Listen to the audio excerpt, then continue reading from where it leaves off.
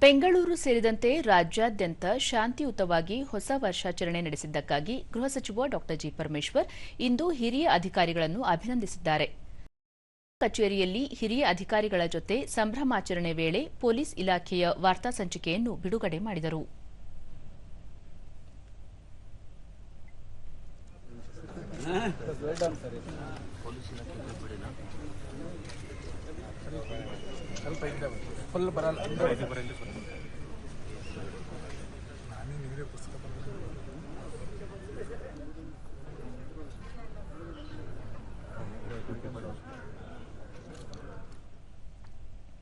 ಬಳಿಕ ಸುದ್ದಿಗಾರರೊಂದಿಗೆ ಅವರು ಸುಮಾರು 8 ಲಕ್ಷಕ್ಕೂ ಹೆಚ್ಚು ಜನ ಬೆಂಗಳೂರಿನ ಎಂಜಿ ರಸ್ತೆ, ಬ್ರಿಗೇಡ್ ರಸ್ತೆಯಲ್ಲಿ ವರ್ಷಾಚರಣೆಯಲ್ಲಿ ಭಾಗವಹಿಸಿದ್ದು, ಯಾವುದೇ ಅಹಿತಕರ ಘಟನೆಗಳಾಗದಂತೆ ಅಗತ್ಯ ಮುನ್ನೆಚ್ಚರಿಕೆ ಕ್ರಮಗಳನ್ನು ಕೈಗೊಳ್ಳಲಾಗಿತ್ತು ಎಂದಿದ್ದಾರೆ.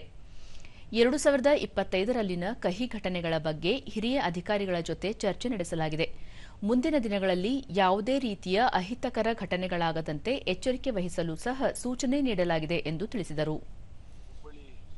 ಹೋಗಿದ್ದೆ, ಅಲ್ಲಿ ಏನು ಒಂದು ಘಟನೆ ನಡೆದಿತ್ತು.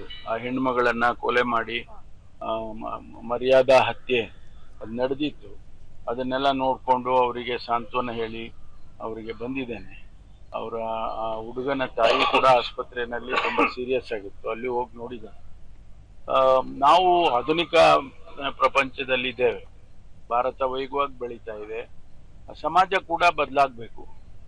ಈಗ ಜಾತಿ ವ್ಯವಸ್ಥೆ, ಜಾತಿ ವಿವಾಹಗಳು, ಅಂತರ್ಜಾತಿ ವಿವಾಹಗಳು ನೂರಾರು ವರ್ಷಗಳ ಹಿಂದೆ ಬಸವಣ್ಣವರೇ ಅಂತರ್ಜಾತಿ ವಿವಾಹಗಳನ್ನು ಮಾಡಿದ್ರು.